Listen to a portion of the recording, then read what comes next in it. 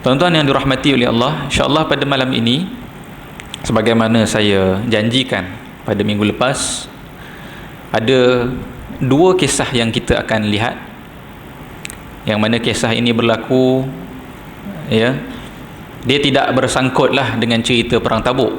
Cerita Perang Tabuk selesai dah, tapi dari sudut masanya dia berlaku pada waktu-waktu selepas daripada Perang Tabuk, atau dalam bahasa lain dia berlaku ketika Islam ni dah semakin besar dan Nabi SAW pun dah di hujung-hujung tahun-tahun kehidupan Nabi SAW.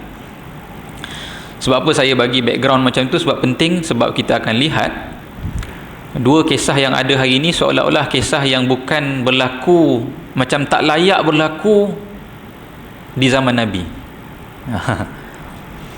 Kadang-kadang bila kita bayang kan, kalau tuan-tuan mungkin pergi umrah sebagainya, ustaz-ustaz cerita kehidupan di zaman itu, kadang-kadang bayangan kita tu mungkin yang indah-indah sahaja. Tetapi Nabi SAW bukanlah memimpin sebuah masyarakat malaikat. Bukan memimpin sebuah jemaah malaikat, tetapi sebuah masyarakat bashar, manusia. Bahkan Nabi pun dalam Quran sebut, innama ana basharun mislukum, aku pun manusia seperti kamu.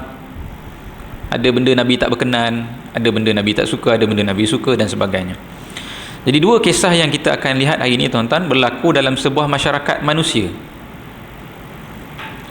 Dan nanti di penghujung saya akan sebutkan mengapa kisah ini, walaupun kita dengar, kita hari ini pun mungkin rasa satu kisah yang agak tak kena lah, tetapi itulah sebenarnya satu tanda kesempurnaan masyarakat yang dibina oleh Nabi SAW. Sebaliknya, saya akan ulas di hujung nanti. Kisah yang pertama ialah kisah seorang sahabat yang bernasib malang. Sebab apa? Dah berkahwin, isterinya buat masalah. Siapa nama sahabat ni? Okey. Sahabat bernama Uwaimir. Uwaimir Al-Ajlani. Al-Ajlani bermakna dia daripada satu family bernama Bani Ajlan. Bani Ajlan ni satu family yang duduk memang asal Madinah. Jadi maknanya sahabat ni seorang Ansar, seorang Ansar. Jadi Uwaimir ni pada satu hari, ini memang kalau dalam kitab Rahib Makhtum disebut memang berlaku pada waktu inilah, sebab tu saya ceritakan kisah ni. Mungkin ada tuan-tuan bertanya, sebelum-sebelum ni tak ada pula ada cerita-cerita macam ni. Sebab tak ada dalam Rahib Makhtum. Jadi mungkin Rahib Makhtum menyatakan kisah ini berlaku pada waktu ini pun bersebab. Nanti saya akan ulas di hujung. Jadi ceritanya ialah seorang sahabat bernama Uwaimir Al-Ajlani. Pada satu hari dia datang bertemu dengan ketua family dia. Tok penghulu dia lah. Tok penghulunya bernama Asim bin Adi. Asim ni ketua Bani Ajlan, orang Ansar lah. Dia datang kepada Asim ni untuk buat aduan. Dia tanya satu soalan kepada Asim ni. Wahai Asim, apa pendapat kamu kepada seorang lelaki yang mana ketika dia balik rumah, dia dapati isterinya bersama dengan seorang lelaki lain? Curang.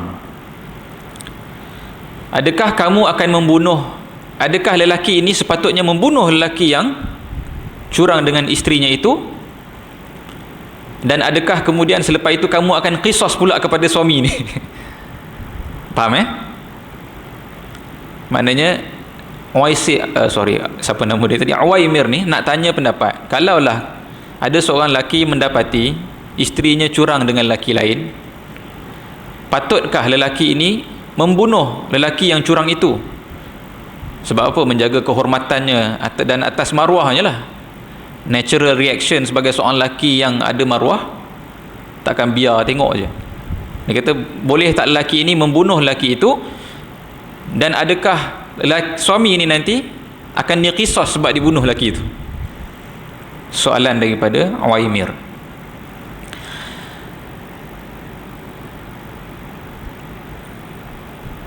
Jadi apa tujuan dia tanya kepada Adi ni? Dia tanya kepada Adi ialah supaya diminta tolong Adi ni tolong tanya pada Rasulullah sallallahu alaihi wasallam. Dia tak nak tanya sendiri, malu. Jadi maknanya apa sini? Soalan ini soalan yang real ke atau soalan saya saja tanya? Daripada sini kita dah boleh baca perkara ni maknanya betul-betul perkara yang berlaku kepada Uwaimir ni. Sebab tu dia segan. Kalau soalan tu soalan macam terfikir-terfikir je, dia boleh tanya macam tu kan. Jadi perkara ini real berlaku kepada Uwaimir. Dia segan, maka dia minta tolong tok pengulu dia si Asim ni radhiyallahu anhu, tolong tanya kepada Rasulullah sallallahu alaihi wasallam. Sebab aku nak tahu, kalau boleh aku sekarang juga aku nak pergi bunuh. Macam itulah maksud lain dia tu. Maka Asim pun terkejut dengan soalan macam ni, dan Asim faham bahawa ini masalah yang berlaku pada Uwaimir ni. Jadi Asim pun pergilah bertanya dengan Nabi sallallahu alaihi wasallam. Dia pun tanya, bila jumpa ya Rasulullah sekian, cerita kepada Rasulullah sallallahu alaihi wasallam. Apakah reaksi Rasulullah ketika mendengar soalan Asim ini? Fakariha Rasulullah sallallahu alaihi wasallam al-masail. Bila Rasulullah dengar, Rasulullah paling muka. Rasulullah tak suka dengan soalan tu, dan macam dismiss lah. Tak jawab pun. Ya, Rasulullah sallallahu alaihi wasallam tidak jawab pun dan menunjukkan tak sukanya baginda dengan soalan tersebut. Maka Asim ni pun baliklah. Jadi Uwaimir tanya balik dengan Asim ni, ya Asim, madza qala Rasulullah? Apa yang Rasulullah jawab? Asim pun bagi tahu Rasulullah sallallahu alaihi wasallam tidak suka, kariha, benci mendengar apabila aku bertanya soalan yang engkau suruh aku tanya ni. Jadi geramlah si Uwaimir ni, tak dapat jawapan. Maka Uwaimir pun berkata, wallahi, demi Allah, aku tidak akan berhenti bertanya soalan ini sampailah Rasulullah sallallahu alaihi wasallam jawab. Ini satu tanda bahawa Uwaimir ni sungguh-sungguh lah. Dan yalah, kalau kita istilah kita hari ni, bukan lelaki dayus. Dia nak mencari kebenaran, maknanya dia rasa dia on the right side dalam kes ni. Dia yakin isteri dia ni memang betul-betul curang.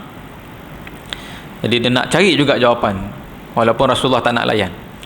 Maka disebabkan nekat, Uwaimir pun pergi berjumpa sendiri dengan Rasulullah sallallahu alaihi wasallam. Maka bertanyalah si Uwaimir kepada Rasulullah, ya Rasulullah, rajulun wajada ma'a imra'atihi rajulan. Ya Rasulullah, seorang lelaki, seorang suami menemui isterinya dalam keadaan bersama dengan lelaki lain. Ayaqtuluhu fataqtulunahu.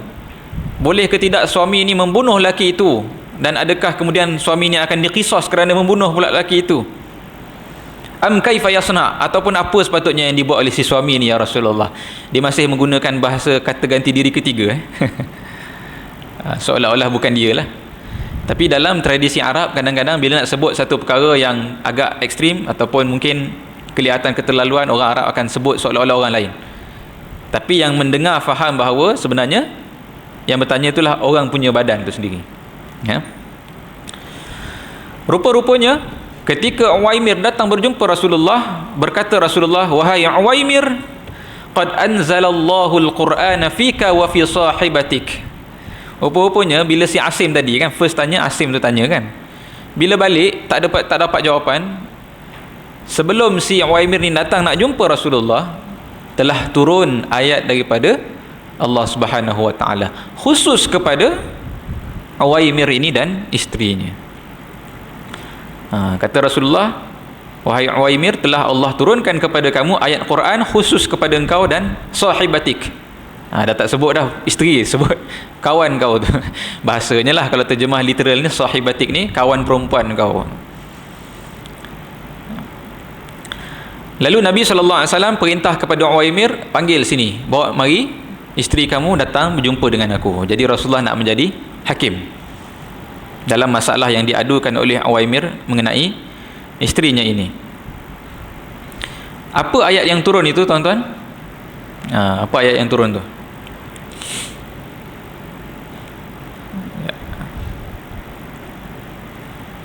Ayat yang turun tersebut ialah ayat daripada surah An-Nur, ayat 6 hingga 9.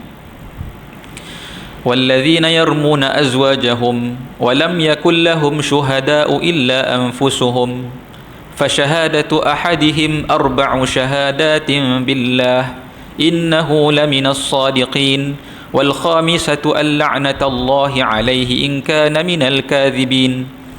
Dan barang siapa di kalangan kamu yang melontar tuduhan kepada isterinya dan tidak ada saksi, maka hendaklah dan tidak ada saksi kecuali dirinya sendiri, maka hendaklah dia mengangkat sumpah. Sebanyak 4 sumpah mengaku bahawa dirinya bercakap yang benar, dan kemudian dituruti dengan sumpah yang kelima menyebut bahawa laknat Allah lah ke atas aku sekiranya aku berbohong. Kemudian Allah kata wa yadra'u 'anha al-'adzab an tashhada 4 syahadatin billah innahu laminal kadhibin wal khamisata anna ghadaballahi 'alaiha in kana minas sadiqin.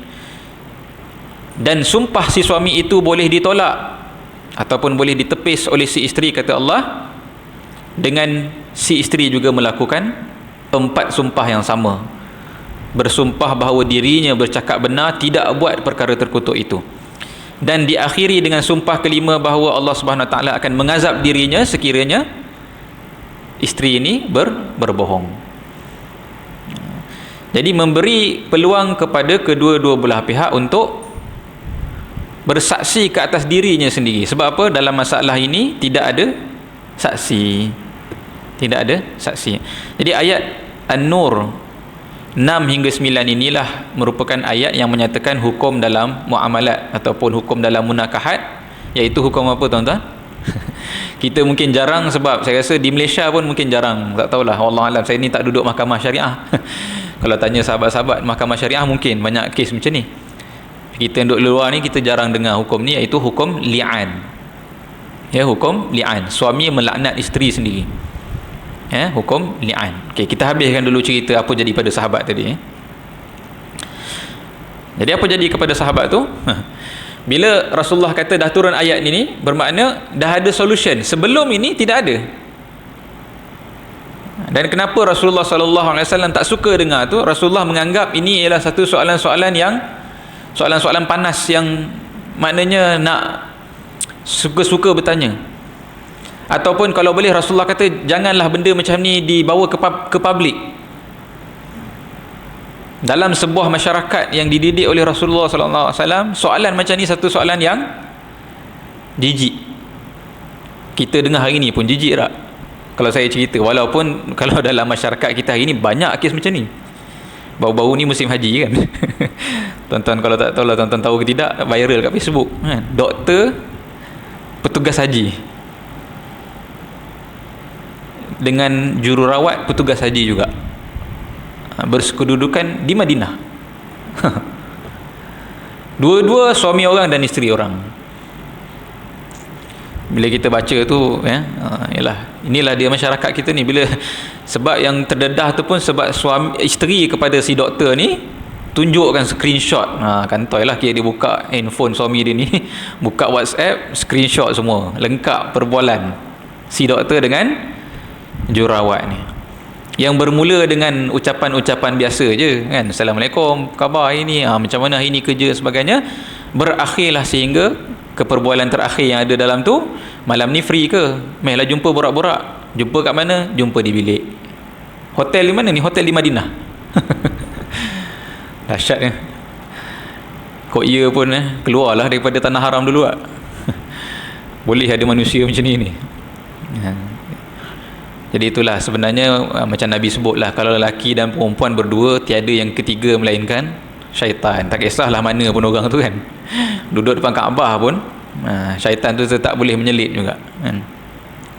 Jadi sebenarnya dalam masyarakat kita ini banyak kes ni. Tapi di zaman Nabi SAW perkara macam ni jarang berlaku.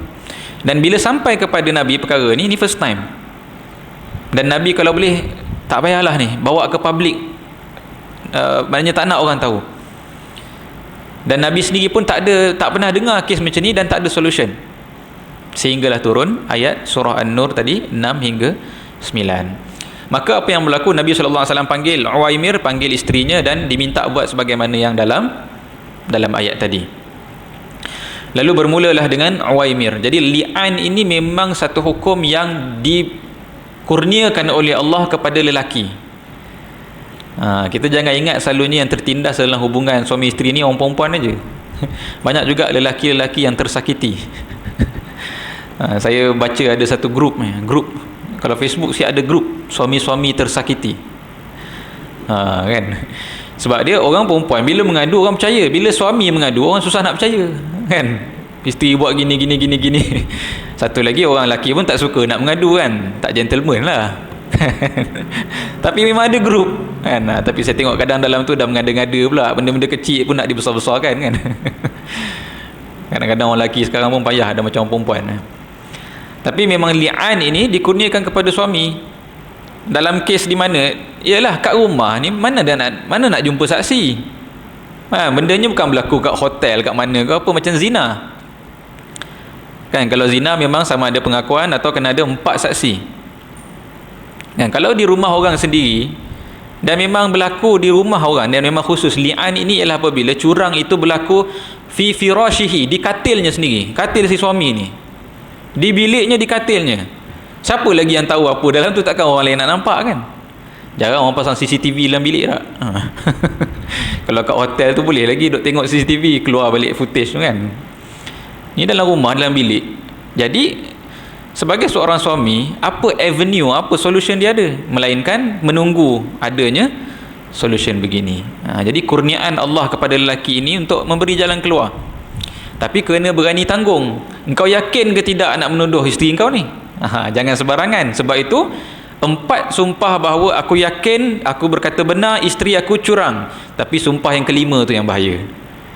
Jika aku bohong, jika aku mengada-ngadakan cerita ini, aku redha laknat Allah ke atas aku. Ini satu perkara yang besar.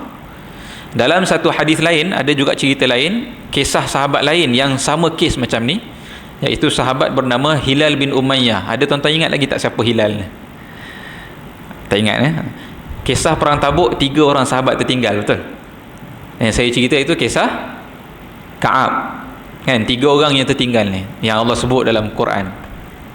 Ka'ab, Hilal dan seorang lagi, saya pun lupa juga seorang lagi tu.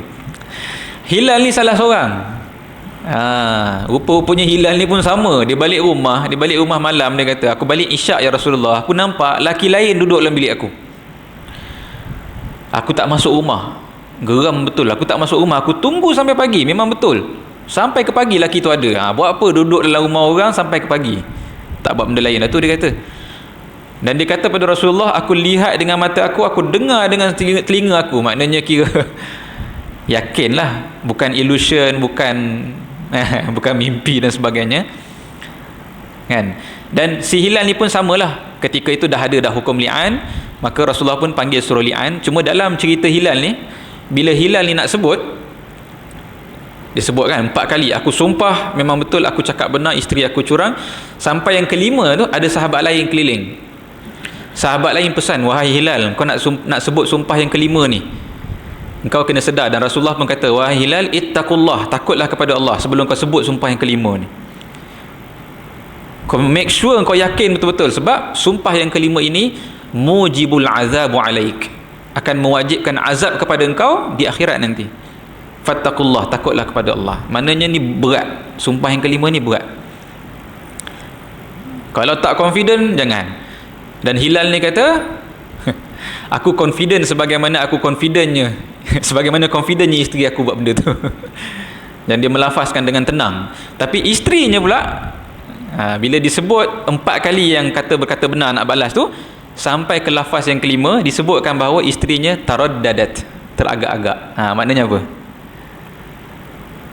Jadi dalam kes Hilal, isterinya bila sampai part yang kelima tu, Rasulullah katalah, ittaqullah, ingat Allah.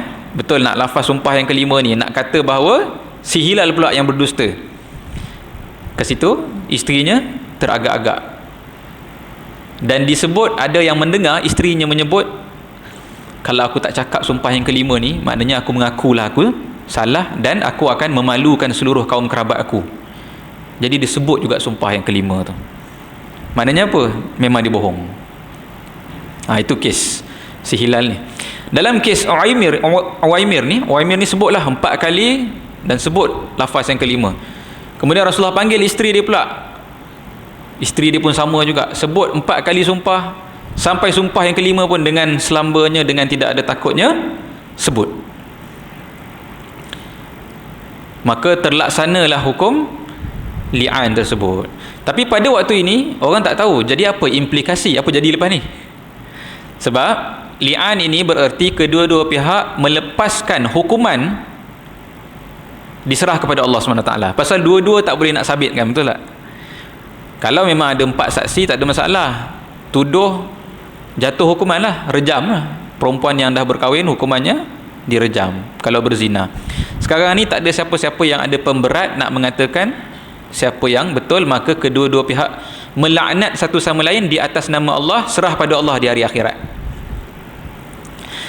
Jadi apa statusnya kalau di dunia ni? Maka Uwaimir ni pun bertanya kepada Rasulullah, ya Rasulullah, sekarang ni dia isteri aku lagi ke? Kalau dia masih isteri aku akan menzalimi dia. Sebab apa? Aku memang tak akan tidur dah dengan dia ni. Kan, kalau dia masih isteri, dan maknanya Uwaimir ni dah tak ada hati dah lah, tak akan tidur, tak akan jaga kebajikan apa sebagainya, lagi baiklah kalau aku ceraikan, dia kata. Yang itulah lagi baik bagi dia, pandai-pandai dia lah hidup. Maka Rasulullah SAW pun benarkan, dan daripada sini keluarlah hukum. Sampai ke hari ini implikasi kepada hukum li'an ialah jatuhnya maknanya dikira sebagai talak muabbad selama-lamanya. Tak boleh kahwin balik, tak boleh rujuk lah. Ini hukum li'an. Jadi berat lah sebenarnya hukum li'an ini. Jadi Uwaimir pun dengan itu maka bercerailah dengan isteri dia secara talak yang muabbad selama-lamanya. Okey, tak habis cerita lagi. Jadi Rasulullah SAW sebagai seorang hakim tadi dah selesai tugas, tapi Rasulullah sebagai seorang yang mendidik anak-anak buah ni, Uwaimir ni anak didik ni, dia pun kesian, simpati dengan si suami ni, geram juga geram juga dengan si isteri ni, sampai hati buat macam ni. Sahabat ni baik, tak pernah buat sebarang curang di belakang dan sebagainya, si isteri boleh buat macam ni. Jadi apa Rasulullah suruh? Rasulullah suruh sahabat monitor si perempuan ni. So Rasulullah tahu bahawa dia, perempuan ni confirm lah, kalau dah betul berzina maka dia akan mengandung dan akan melahirkan anak. Jadi Rasulullah beritahu pada sahabat, tengok anak yang lahir itu. Sekiranya anak yang lahir itu putih kemerah-merahan seperti Uwaimir, Uwaimir ni sahabat yang kulit cerah, maka maknanya Uwaimir ni bohong, buat reka cerita lah. Tapi sekiranya yang lahir itu, Rasulullah sebut dia seorang anak yang gelap, yang gemuk dan sebagainya, mungkin agaknya lelaki yang main dengan isteri dia ni macam tu rupa bentuk dia, maka jelaslah si isteri ni telah pun berzina dengan lelaki tersebut. Dan menurut Sahih Bukhari, cerita yang ada, bila lahir anak tu memang sah, bukan rupa bentuknya macam si Uwaimir ni. Jadi maknanya sebenarnya memang betul lah si isterinya telah berzina, berzina dan lahirlah anak yang bukan daripada Uwaimir ni. Dan Rasulullah SAW melarang daripada anak tersebut dinasabkan kepada Uwaimir, dan tidak disuruh kepada Uwaimir ini untuk beri sebarang pun kepada isterinya. Nafkah tak payah bagi, rumah tak payah bagi, apa pun tak payah bagi. Ini beza dengan cerai-cerai yang lain. Jadi ini kisah yang pertama malam ini, iaitu kisah Uwaimir. Dan kisah inilah menjadi asal usul wujudnya hukum li'an, hukum li'an dalam Islam. Dan saya pun tengok kalau dalam mahkamah syariah samalah. Maknanya kita pun telah mengambilnya dan dijadikan undang-undang di Malaysia ni, ada sectionnya dan sebagainya, enakmen kesalahan jenayah syariah. Dan memang sama, seorang lelaki yang nak tak ada saksi boleh datang kepada hakim dan menuntut untuk melaknat isterinya, menuduh isterinya melakukan sekian. Dan kalau dalam mahkamah di Malaysia ni kena tambah satu lagi lafaz bahawa suami ni kena cakap bahawa anak ini atau apa yang dikandung oleh isteri aku bukanlah dari aku. Nak kena sebut, sebab nanti melibatkan hak penjagaan dan apa dan sebagainya lah selepas tu. Jadi ini satu hukum yang besar yang berlaku di zaman Nabi SAW. Pertama hukum li'an. Ya, kita bila mendengar cerita macam ni, kita pun tak sangka di zaman Nabi orang duduk di Masjid Nabawi kan, setiap-tiap hari dengar Sayyidina Bilal azan kan, pergi pasar jumpa Sayyidina Umar, jumpa Sayyidina Abu Bakar pun boleh berzina. Kan, kenapa boleh berlaku macam tu? Adakah Nabi gagal sebagai seorang murabbi? Adakah umat Islam di situ gagal melaksanakan amar ma'ruf nahi munkar sehingga masih lagi wujud budaya berzina ini? Itu kita jawab hujung nanti insya-Allah. Kita masuk kisah kedua dulu. Kisah kedua ini pun mengikut timeline berlaku di lebih kurang waktu-waktu yang sama. Maknanya tahun ke-9 Hijrah. Okey. Tahun ke-9 Hijrah. Apakah kisah yang kedua ini? Kisah yang kedua juga melibatkan tabiat jenayah yang lebih kurang macam tadilah, tetapi lebih menyayat hatilah bagi saya. Okey. Kisah yang kedua ni dia melibatkan dua kes. Setengah ulama kata dua kes ni waktu dia lain-lain, tapi bila diceritakan dalam hadis seolah-olah berlaku berterutan. Tapi setengah ulama lain kata kedua-dua kes ni berlaku dekat-dekat. Sebab itulah bila ulama cerita ataupun para sahabat merawikan hadis, meriwayatkan hadis, akan cerita dua-dua kes ni bersama. Okey, iaitu kes seorang sahabat bernama Ma'iz. Tuan-tuan mungkin boleh ingat nama ni sebab memang kalau kita ni belajar syariah apa dan sebagainya, hadis ini satu hadis yang menjadi rujukan penting dalam masalah hudud. Jadi buka Sahih Bukhari, buka Sahih Muslim, biasanya hadis ni diletak di bawah kitab Al-Hudud, bab hudud.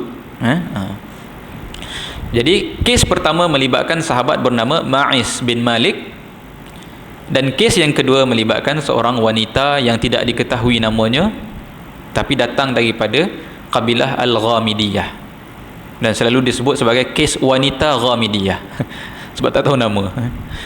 Jadi kedua-dua kes ni lebih kurang cerita dia. Okey, kes yang pertama dulu. Ma'iz bin Malik, seorang sahabat, satu hari tiba-tiba datang kepada Nabi sallallahu alaihi wasallam dan tiba-tiba bercakap kepada Nabi, "Ya Rasulullah, tahhirni, ya Rasulullah, sucikanlah aku." Ni apa cerita pula ni? Kenapa tiba-tiba minta disucikan? Rasulullah faham bahawa Ma'iz telah melakukan satu dosa yang sangat besar.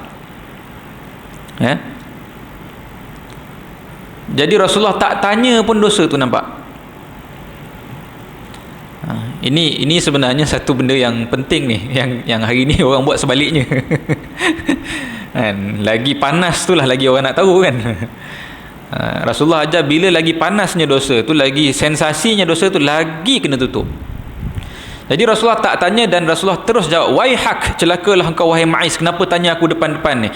Sebab kita kena tahu bila sahabat datang jumpa Rasulullah, makna keliling tu ada sahabat lain lah. Sebab apa? Jumpa ni confirm dekat masjid. Sama kes tadi tu, Uwaimir tu datang confirm mesti jumpa Nabi di masjid tu, je office Nabi, tak ada tempat lain lah. Dia tak ada jumpa kedai mamak ke apa, tak ada. Confirm jumpa kat masjid. Jadi bila di masjid, sahabat lain ada kan. Jadi bila Ma'iz datang macam tu, cakap masalah di depan-depan orang lain semua tahu. Jadi Nabi kata, "Celaka kau wahai Ma'iz, irji' balik, fastaghfirillah wa tub ilaih." Istighfar kepada Allah, bertaubat. I don't care what you have done. Itu ialah masalah engkau, dosa engkau dengan Allah Subhanahu Wa Taala. Rasulullah tak nak dengar pun. Walaupun Rasulullah tahu ni confirm ada dosa besar ni kan. Lalu Ma'iz pun balik. Yalah dah kena macam tu, baliklah kan, takkan nak mengada-ngada lagi situ. Maka dia pun balik. Tapi tak lama kemudian datang semula kepada Rasulullah. Dan disebutlah hadis ni, tak lama kemudian, tak tahulah mungkin sehari dua, datang balik jumpa Rasulullah dan sekali lagi, "Ya Rasulullah, tahhirni, ya Rasulullah, sucikanlah aku." Lalu Nabi SAW pun menjawab jawapan yang sama, "Celaka kau wahai Ma'iz, kenapa kau bawa perkara ni kat depan-depan orang? Balik, istighfar, taubat, tu masalah kau." 3 kali berlaku. Maknanya Ma'iz datang sekali, 2 kali, 3 kali. Ni orang jenis macam mana ni tu? Dah dibagi peluang tu. Kita hari ni duk 3 kali datang nak tangkap pun minta lepas lagi kan. 200 kilogram emas. Ni cerita yang tengah sekarang ni kan. Petang tadi lepas dah. Sebab bawa ada lebih daripada 12 ke 13 orang peguam. Tahu kan tuan-tuan? Seorang datuk ditangkap di rumahnya berapa kan. Ni SPRM punya kes lah. Yalah, tak sabit lagi bersalah ke tidak. Tapi petang tadi dah lepas dah. Kita hari ni yang nak tangkap tu yang beria. Ini zaman Nabi, yang bersalah tu yang beria. Terbalik. 3 kali datang kepada Rasulullah, Rasulullah reject permohonan mengaku salah. Bukan permohonan merayu dimaafkan. Permohonan mengaku salah ditolak. Kali yang keempat, barulah Rasulullah sallallahu alaihi wasallam tanya, sebab agaknya Rasulullah pun dah rimas dah. Apa masalah kau ni Ma'iz? Sampai begini punya persisten kau ni.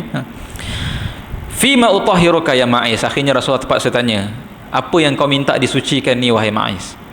This must be something very important to you. Lalu Ma'iz telah menyebut satu perkara yang ialah bagi kita memalukan lah, bagi seorang nak menyebutnya, minaz zina, aku telah pun berzina.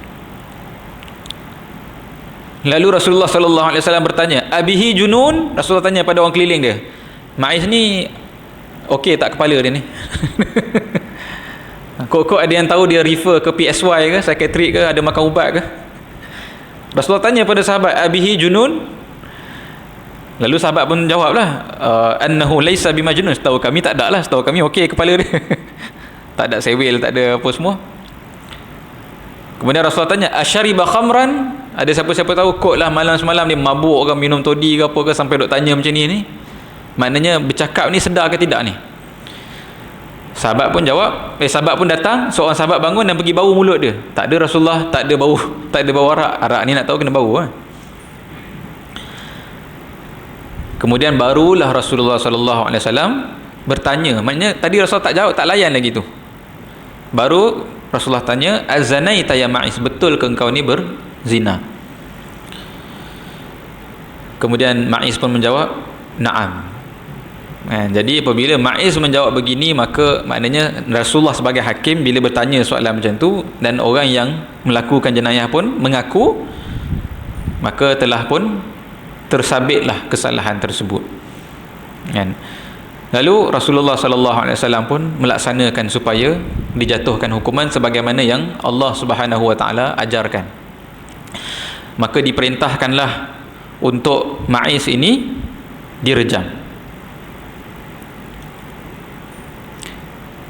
Tapi belum lagi dilaksanakan hukuman itu.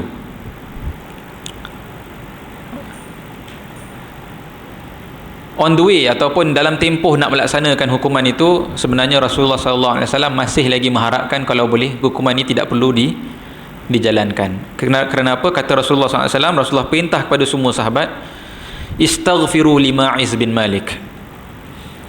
Mohon ampunlah bagi Ma'iz bin Malik. Setengah ulama kata ini Rasulullah sebut selepas telah pun berlaku rejam. Setelah Ma'iz direjam, kita ambillah pendapat yang kata maknanya setelah Ma'iz direjam, Rasulullah telah beritahu kepada semua sahabat, doakan keampunan bagi Ma'iz bin Malik. Jadi setengah sahabat tanya, ya Rasulullah, orang buat salah, orang buat maksiat pada Tuhan, orang berzina, kenapa kita nak minta ampun pada dia? Lalu Rasulullah menjawab, laqad taba taubatan law qussimat baina ummatin lawasi'athum. Subhanallah. Ketahuilah bahawa Ma'iz ini telah bertaubat dengan satu taubat yang kalau diagihkan taubat itu kepada seluruh umat, cukup untuk semua orang. Bermakna mulianya sebenarnya taubat yang telah dilaksanakan oleh Ma'iz dan disaksikan sendiri oleh Rasulullah sallallahu alaihi wasallam, dan dengan itu menjadi tanda bahawa telah pun diampunkan sebenarnya, telah pun dimaafkan dosa itu sebelum lagi Ma'iz ni direjam. Sebelum lagi Ma'iz ini direjam. Sebab itu ulama berbincang, dan kalaulah mengikut pendapat mufti wilayah pun, kalau baca dalam fatwa, dosa zina itu terampun dengan taubat selagi mana ia tidak dibawa kepada penghakiman. Jadi maknanya apa?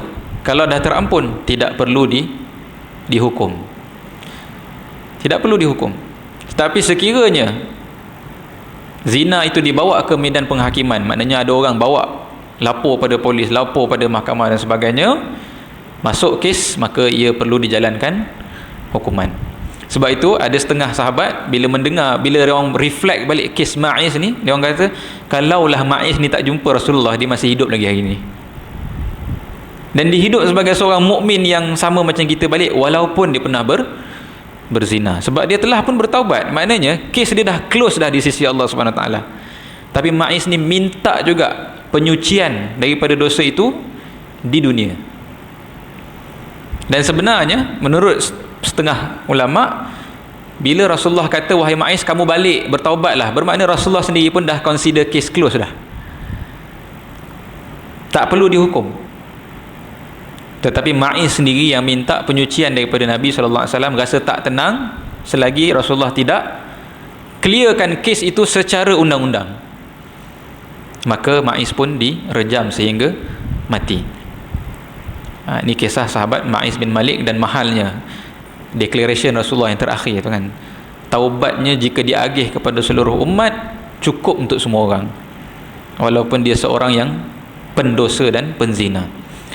Tak lama lepas itu, ni kes saya sebut, kedua-dua kes ni lebih kurang, seorang wanita pula daripada satu kaum ataupun satu family Al-Ghamid, nama family ni Al-Ghamid, jadi kita sebut wanita ni wanita Al-Ghamidiyah, datang kepada Rasulullah dengan lebih kurang cerita yang sama. Perempuan ni datang kepada Rasulullah dan dengan ayat yang sama, ya Rasulullah tahhirni, ya Rasulullah sucikan aku, bersihkan aku daripada this guilty yang aku rasa ni. Sama juga macam Ma'iz, Rasulullah tolak, Rasulullah kata balik. Tapi kali ini perempuan ditanya, ya Rasulullah adakah engkau ingin menolak aku sebagaimana engkau menolak Ma'iz? Kat sini maknanya perempuan ni dah bagi signal bahawa kes dia, kesalahan dia sama sebagaimana kesalahan Ma'iz. Jadi perempuan ni awal-awal lagi dah bagi tahu kepada Rasulullah, sesungguhnya aku ni sudah pun mengandung kesan daripada aku berzina, hubla minaz zina, sudah pun ada kandungan dalam perut kesan daripada zina. Jadi bila dah cakap macam tu, Rasulullah SAW tak boleh nak suruh balik dah buat pengakuan secara terang-terangan. Maka Rasulullah SAW pun kali ni patutnya apa? Perintah rejam. Tapi kita lihat bagaimana Rasulullah mengajar kepada kita. Rasulullah kata, aku terima pengakuan kau ni, tetapi aku sekarang minta kau balik, tunggu sehingga anak ini lahir dulu. Dan Rasulullah minta ada sahabat yang take care kepada wanita ni sampai dia boleh melahirkan anak, dan kemudian baru datang jumpa semula dengan aku, kata Rasulullah sallallahu alaihi wasallam. Tuan-tuan, kalau kita jadi perempuan ni agak-agaknya kan, kalau lah kata dalam kandungan baru sebulan dua, ada 7 bulan lagi ni, kalau lah kata dia bertaubat, dia apa dan sebagainya, kira case close lah. Habis bersalin, perempuan tu datang balik jumpa Rasulullah, maknanya apa ni? Sungguh-sungguh dia nak minta ni dijatuhkan hukuman pada dia. Kalau orang lain silap-silap dah lari dah. Ada masa 7 bulan, so many things can happen. Tapi selepas lahirkan anak, perempuan ini datang semula kepada Rasulullah, ya Rasulullah, aku dah selesai buat sebagaimana yang kau minta, aku dah lahirkan anak, tahhirni ya Rasulullah, jatuhkan hukuman kepadaku. Sekali lagi Rasulullah bagi muhlah, Rasulullah bagi tempoh, aku tak nak hukum lagi, aku nak engkau susukan anak ni sampai dia habis tahun menyusu. Berapa tahun? 2 tahun. 2 tahun Rasulullah tolak kes, ditangguhkan kes, ditangguhkan perbicaraan. 2 tahun bagi masa. Jadi Rasulullah SAW perintah kepada wanita ini untuk balik dan menyusukan anaknya. Sekali lagi dengan harapan, ulama komen kenapa Rasulullah buat begitu, dengan harapan wanita ini lupakanlah niat nak minta hukuman ni, taubatlah, selesai. Rasulullah tak sampai hati nak arahkan wanita ini direjam dengan ada anak dan sebagainya. Namun setelah berlalu 2 tahun, wanita ini datang semula kepada Rasulullah SAW bersama dengan secebis roti. Ya Rasulullah, aku dah tunaikan apa yang kau sebut, anak ni dah habis menyusu, buktinya, siap bawa bukti, tengok dia makan roti ni. Dia suapkan roti itu kepada baby itu makan elok.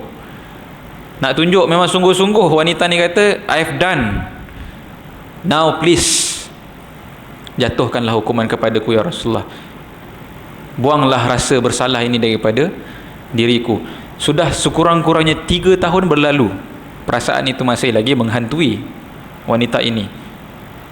Dan ulama juga komen, ini juga tanda orang yang benar-benar bertaubat. Itu tanda orang bertaubat, dia bukan happy lah, tak payah kena hukuman, dia memang sentiasa dihurung rasa bersalah. Dan sebab itulah sebenarnya hukuman hudud itu ialah satu kebahagiaan. Ini yang saya nak sebut ni orang tak faham. Sebagai seorang mukmin yang sebenar, bagi seorang masyarakat Islam yang sebenar, jatuhnya hukuman kepada wanita ini ialah pengakhiran kepada kesengsaraan yang dialami oleh wanita ini kerana dihurung oleh perasaan bersalah. Direjam itu ialah kebahagiaan bagi dirinya. Orang biasa tak faham. Dia tahulah jika dia telah direjam, maka dia telah terlepas daripada dosa dia di dunia, dan berharap dengan itu terlepaslah daripada hukuman di akhirat. Apa yang lebih bahagia daripada terlepas daripada hukuman Allah? Ini orang tak faham. Kita tengok kejamnya hudud ni kan, this is very inhuman, tidak berperi kemanusiaan. Dan memang betul, bila Rasulullah SAW akhirnya dengan penuh sedih hati, Rasulullah pun dah janji, Rasulullah kata bagi syarat kan, dah selesai susukan anak dan sebagainya. Kemudian Rasulullah perintah dulu cari, siapa di kalangan sahabat nak jadi orang yang akan jaga anak ni. Seorang sahabat pun minta, maknanya volunteer, aku akan jagakan anak ni ya Rasulullah, bawakan anak ni. Dan kemudian Rasulullah perintahkan supaya wanita ini digali satu lubang sehingga ke paras dada. Ini prosedurnya lah, digali lubang sehingga ke paras dada. Dan kemudian Rasulullah memilih, nampak, yang baling pun yang dipilih, supaya tahu yang baling ni bukan sebab geram, bukan sebab suka-suka, bukan sebab sonok nak bunuh orang paling batu ni, tapi yang baling ni melaksanakan amanah, membebaskan wanita ini daripada dosanya. Jadi hanya sekelompok sahabat saja yang dipilih oleh Rasulullah SAW, diberikan arahan untuk irjamha, rejamlah wanita ini. Dan salah seorang yang terpilih ketika itu ialah Khalid Al-Walid. Maknanya apa? Dia yang nak baling ni kena yang hati keras juga, bukan yang hati kental lah. Kalau tak sampai hati, saya rasa kita pun tak boleh buat, tuan-tuan. Tengok dah berdarah pun kita dah tak boleh dah. Ini nak kena baling tu sampai mati. Jadi orang macam Khalid mungkin boleh lah. Jadi Rasulullah perintah Khalid, get the job done. Lagi cepat mati tu sebenarnya lagi bagus lah kan, supaya tidak terseksa wanita ini. Tapi nak jadikan cerita, ketika baling batu tu, Khalid ni terkena darahnya, terpercik wanita ni, terpercik darahnya ke muka Khalid. Maknanya dah mungkin dah ketika tu dah berlumuran darah, bila baling kena darah ke muka Khalid, dan Khalid melatah, menyumpah, makilah perempuan ni. Dah terbiasa kan. Bila mendengar Khalid maki, Rasulullah SAW berkata kepada Khalid, mahlan ya Khalid. Khalid, relax, jangan marah-marah. Fawalladhi nafsi biyadihi, demi Tuhan yang jiwaku berada di tangannya, laqad tabat taubatan, wanita ini telah pun bertaubat dengan sebuah taubat, lau tabaha sahibu maksin la ghufira lahu, yang mana menyamai taubat seorang yang telah mengambil harta orang lain dengan zalim, dan lalu orang itu bertaubat dan diampunkan. Maknanya Rasulullah menyamakan, maknanya penerimaan taubat wanita ini dengan penerimaan taubat seseorang yang sangat kejam dan merampas harta-harta orang lain. Bayangkan orang yang dah banyak zalim dengan orang ni, berat mana taubat dia nak kena buat, dan berat mana pengampunan kepada dia. Kata Rasulullah, seberat itulah pengampunan yang telah diberikan kepada wanita ini. Dan dalam setengah riwayat lain menyebut lebih kurang macam tadi Rasulullah sebut kan, dia telah bertaubat dengan satu taubat yang jika diagihkan kepada 70 orang, lebih daripada itu taubat yang telah dilakukan oleh wanita daripada Al-Ghamidiyah ini. Dan kemudian dalam setengah riwayat lain menyebut Rasulullah SAW setelah menjadi jenazah wanita ini, Rasulullah minta supaya diletak di depan Rasulullah, dan Rasulullah solat kepada wanita ini. dan mendoakan keampunan. Dan sekali lagi sahabat di sini bertanya, ya Rasulullah, mengapa engkau sembahyangkan jenazah seorang yang melakukan maksiat? Dan Rasulullah menjawab tentang nilai taubat yang ada pada wanita ini, dan kemudian Rasulullah minta diuruskan sebagaimana orang yang beriman, dikebumikan dengan sempurna. Jadi tuan-tuan yang dirahmati oleh Allah, banyak persamaan dalam kes tadi. Yang pertama, kes Awaimir yang li'an, isterinya curang, dengan kes sahabat bernama Ma'is dan juga wanita ini yang berzina. Apa persamaan dia, tuan-tuan? Saya tak nak ulah panjang lah hukum fiqh, hudud dan sebagainya, hikmah sebenarnya banyak, tadi saya sebut gitulah secara sepintas lalu. Tapi yang saya nak akhiri pada malam ini, saya nak kata kewujudan kes-kes begini menandakan hebat dan sempurnanya masyarakat yang dibina oleh Rasulullah sallallahu alaihi wasallam. Orang lain mungkin menggunakan kes ini untuk menjadi tuhmah kepada Rasulullah. Kalau betul lah Rasulullah ini Rasul, kalau betul lah sahabat-sahabat ini kata Rasulullah seperti bintang-bintang di langit, mengapa jadi kes macam ini? Maknanya gagalnya Rasulullah bagi orang yang tak faham. Tapi kenapa kita kata kewujudan kes ini menjadi tanda kesempurnaan masyarakat yang dibina oleh Rasulullah sallallahu alaihi wasallam? Yang pertama ialah kerana tanda sebuah masyarakat, tanda sebuah negara yang telah dibangunkan dan telah hidup masyarakatnya ialah akan berlakunya masalah. Selagi mana belum berlaku masalah, masyarakat ni bukanlah masyarakat yang telah matang dibangunkan. Jadi imagine hanya dalam masa 9 tahun Rasulullah telah membina sebuah masyarakat yang sangat maju sebenarnya, considering the short period di mana Rasulullah memerintah, sehingga wujudnya kes-kes macam ni. Dan ini diakui oleh orang-orang barat sendiri. Kalau tuan-tuan mungkin boleh cari, saya dulu ada baca satu buku ditulis oleh seorang penulis bernama Ian Morrison, Measures of Civilization. Apa dia buat dalam buku ni? Dia nak cari satu kayu ukur, apa cara nak mengukur kemajuan sebuah tamadun. Apa tandanya, bangunan ke apa ke kan? Salah satu kayu ukur yang dia letak ialah sebuah tamadun yang hebat dan canggih, ia memiliki sebuah masyarakat yang kompleks. Dia bukan masyarakat yang simple.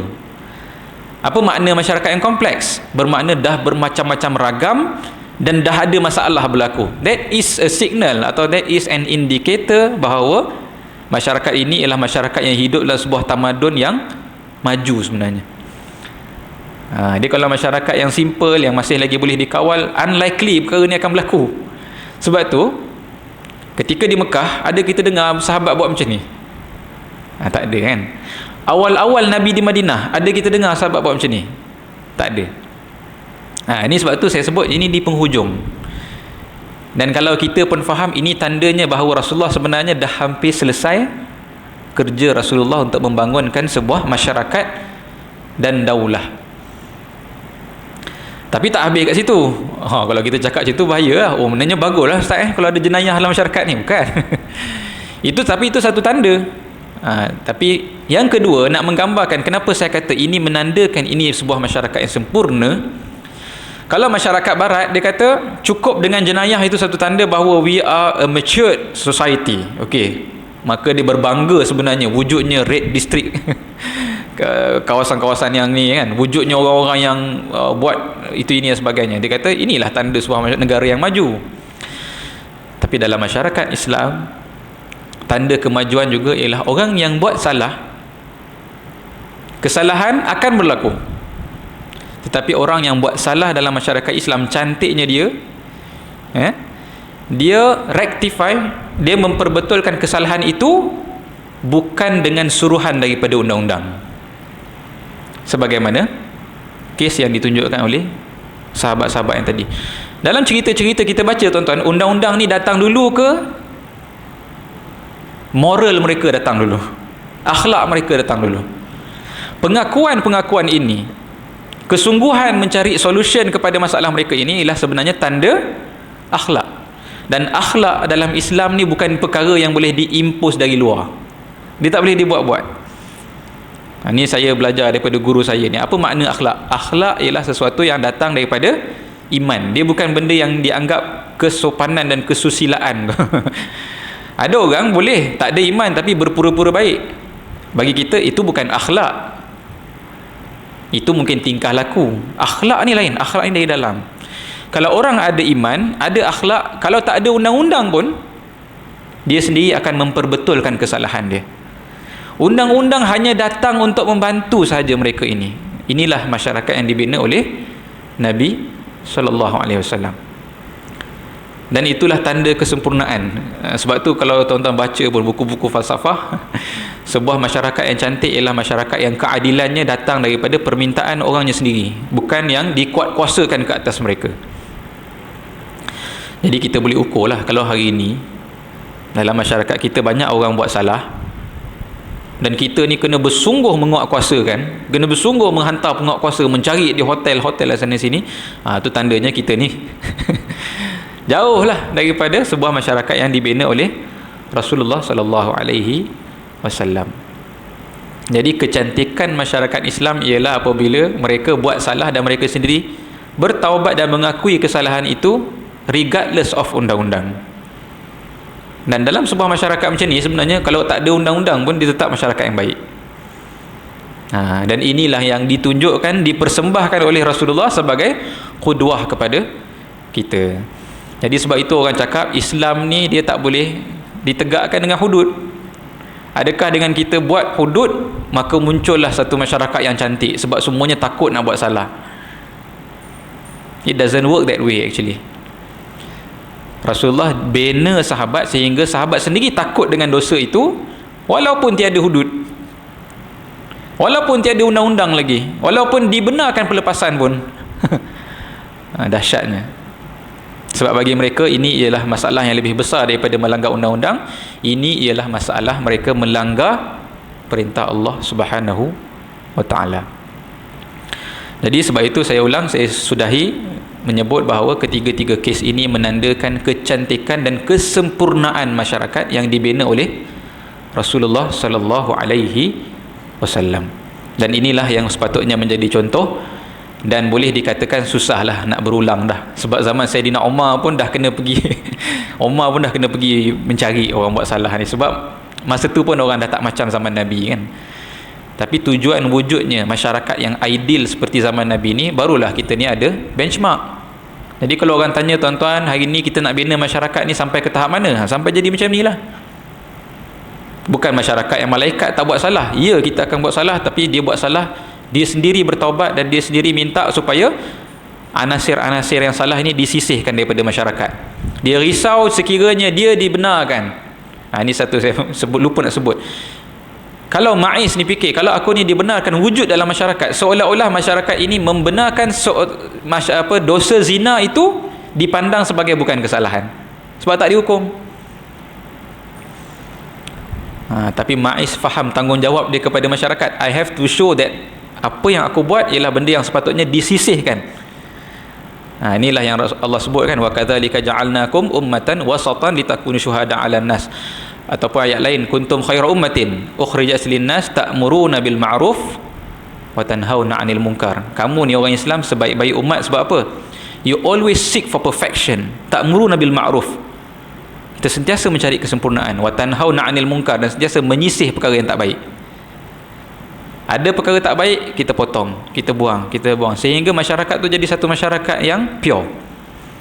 Sebab itulah disebut dia masyarakat yang terbaik. Dia tidak biarkan benda-benda yang rosak tu kekal wujud dalam masyarakat. Jadi tuan-tuan, saya rasa ni satu noktah yang penting lah, dan saya sendiri pun ambil masa yang lama untuk memahami perkara ni. Panjang kalau nak kira jam perbincangan saya nak sampai kepada point tadi tu saya rasa berpuluh-puluh, beratus-ratus jam kot debate dan juga discussion saya dengan guru saya tentang perkara ni. Maka saya rasa itulah saya boleh kongsikan, harap-harapnya ada satu kefahaman barulah kepada kita semua. InsyaAllah pada minggu hadapan kita akan teruskan semula dengan apa yang berlaku selepas daripada perang Tabuk, di mana Rasulullah SAW mengarahkan Sayyidina Abu Bakar untuk memimpin para sahabat pergi menunaikan haji. Rasulullah belum pergi lagi, tapi Rasulullah minta Abu Bakar sendiri pergi tunaikan haji. Rasulullah akan pergi next year-nya. Tapi kita akan baca minggu depan bagaimana Abu Bakar menunaikan haji atas perintah Rasulullah sallallahu alaihi wasallam. Setakat itu dulu pada malam ini. Aqulu qawli hadza wa astaghfirullahal azim li wa lakum. Wassalamu alaikum warahmatullahi wabarakatuh.